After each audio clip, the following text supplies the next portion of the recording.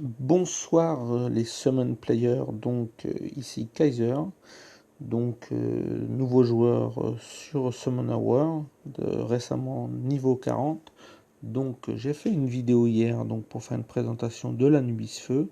Je pensais pas refaire une vidéo tout de suite, mais au vu de l'événement du week-end, je me suis dit ça serait une bonne idée de faire une petite revue sur la Pierrette Lumière et de l'intérêt ou non de farmer le hall. Je voulais faire cette vidéo parce que justement, Pierrette étant un monstre de lumière, je voudrais que pour les joueurs novices comme moi, leur dire de ne pas rater l'occasion de la farmer s'ils ont la possibilité de réussir à passer les paliers pour la farmer. Pourquoi? Parce que ça je ne le savais pas et moi je ne l'ai pas forcément farmé tous les monstres de lumière. J'ai eu l'occasion récemment de farmer un monstre lumière, je ne l'ai pas fait. Donc pourquoi l'intérêt de le farmer? Parce que en fait les monstres lumière ne ont l'intérêt de ne jamais être générés par les affinités des monstres adverses et donc ne font jamais de coups glancing, donc de coups réduits ou de critiques ratés, sauf bien sûr si l'adversaire vous a mis un effet néfaste. J'entends par là, par exemple, un monstre, si vous avez une pierrette eau, lorsqu'elle attaque un monstre vent, elle a des grandes chances de faire des coups glancing. Une pierrette feu a des grandes chances de faire un coup glancing contre un monstre eau. Ou une pierrette vent peut avoir son probabilité de faire des coups glancing contre un monstre feu augmenté. Alors qu'une pierrette lumière n'aura jamais de risque de faire de coups glancing. Donc là déjà, ça peut être un intérêt par rapport aux autres pierrettes. Ensuite, vu que c'est un monstre lumière, vous aurez une probabilité de la drop beaucoup plus faible parce que vous ne pourrez la drop que dans des velins Dark and Light et ils sont beaucoup plus rares que les velins mystiques. Les autres pierrettes peuvent se drop dans les velins mystiques. Donc je vous conseille vraiment de la farm. Au moins, si vous voulez en servir pour skill up une autre pierrette, farmez-la plusieurs fois, mais gardez-la au moins une fois non utilisée dans votre inventaire, parce que les monstres peuvent en plus avoir des ups.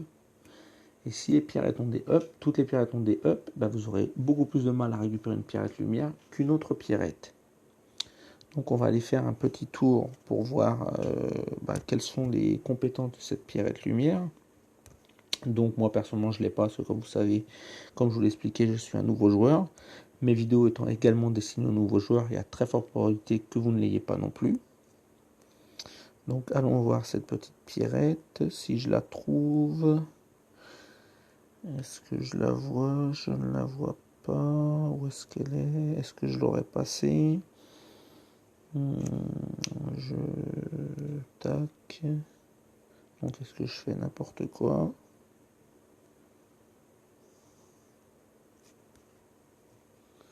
Là voilà, la petite pierrette qui, une fois éveillée, devient Eva. Quand elle est éveillée, elle acquiert une compétence complémentaire qui est augmente la résistance d'un monstre allié de 30%. Ça peut servir dans les donjons ou contre des ennemis qui mettent beaucoup d'effets néfastes, mais après, c'est pas non plus super. Donc voyons les compétences. Compétence 1.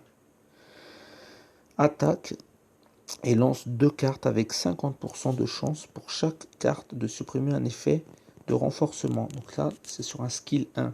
Donc c'est vraiment pas mal. Parce qu'un Belladeon, par exemple, très utile, le fait sur son skill 2. Donc il ne peut pas le faire à tous les tours. Là, Pierrette peut le faire sur son skill 1.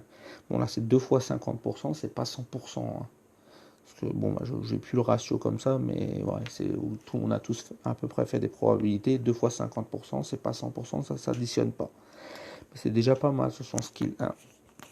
Ensuite sur son skill 2, inflige des dégâts avec une attaque franche et inflige des dégâts continus pendant un tour. Donc son skill 2, elle met des dégâts continus. Rappelons que les dégâts continus en fait occasionnent 5%, font perdre à la cible 5% de sa valeur de PV.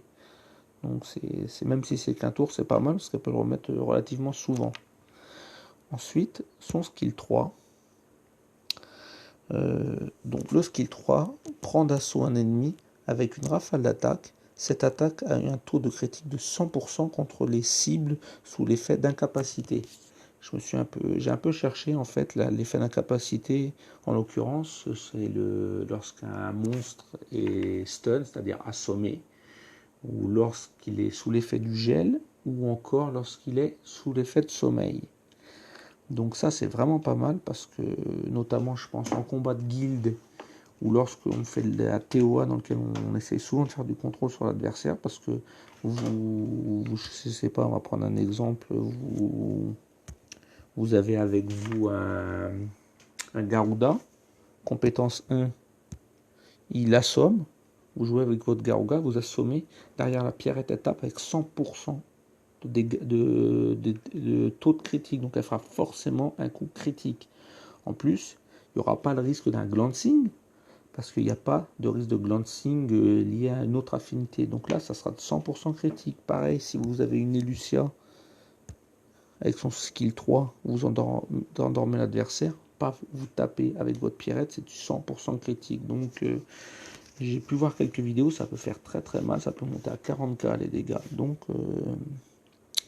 pour ce point, je pense que la pierrette peut être intéressante. Ensuite, la suite de la description de sa capacité disait que si elle est full vie, sa compétence est rechargée automatiquement. Donc en début de combat, si vous tapez dans les premiers en début de combat, elle a des chances d'être full vie. Donc en tout cas en début de combat, de recharger automatiquement sa compétence. Sachant qu'en cours du combat, il y a des chances qu'elle soit fait attaquer, parce que les monstres lumière se font souvent plus attaquer que les autres, en tout cas en automatique. Donc voilà, c'était juste, je voulais vous faire un petit point sur mon avis pour les novices. Donc faites-le, c'est un monstre lumière qui sera difficilement accessible dans le reste du jeu.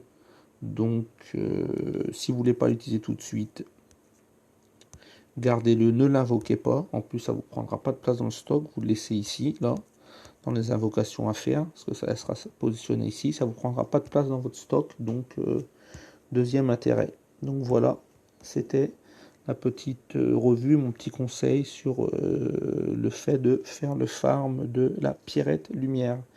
Merci et à la prochaine.